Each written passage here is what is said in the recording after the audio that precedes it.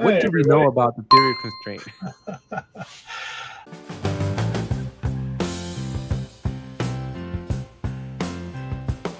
Oh yeah, I brought this up to figure we can start talking about this, kind of getting into more in depth in the theories behind DevOps and value stream mapping and the likes of that. Um, so the theory of constraints. I can go ahead and show. You have the book still handy there? Yeah, I got one right here. The goal, where it's got it right here. The theory of constraint. Yeah. So yeah, Dr. Goldratt, right?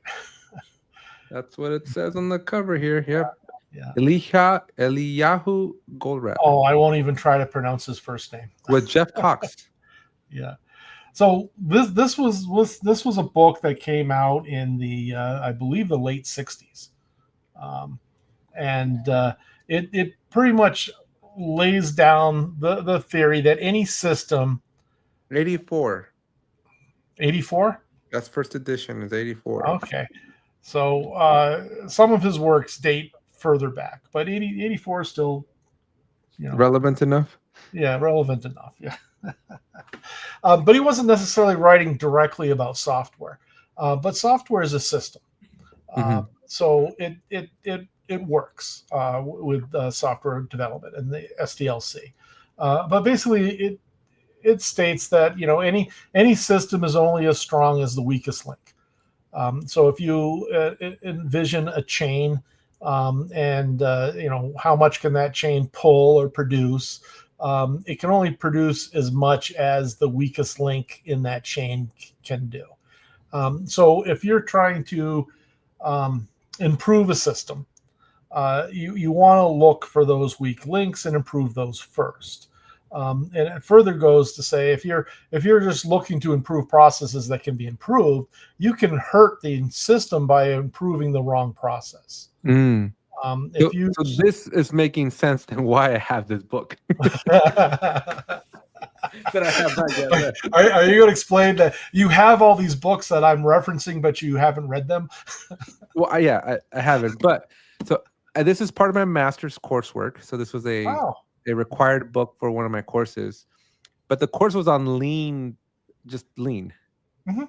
And so value stream mapping and what you're describing is coming back to you now. Yeah. So those books apparently weren't mandatory reading, but they're mandatory purchasing, right? Yeah.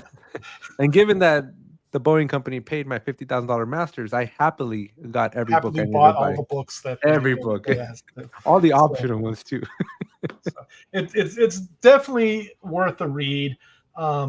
It very much spells out in a different storytelling manner than Gene Kim's The Phoenix Project, but ultimately they have the same underlying points that you want to look at a system, and in our case, it's usually a software development system. The software development lifecycle or DevOps, which the SDLC fits underneath, and you want to follow the entire path from requirements to producing whatever you're producing. So your deliverables, at the end, and find out where the constraint is. There always will be a constraint.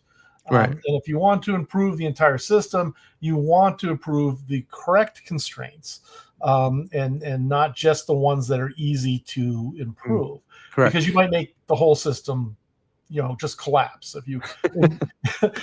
We already know that our SDLC processes are basically a house of cards. Exactly. Yeah, they are definitely a house of cards, depending on especially depending on some of the software tools that are used to support it.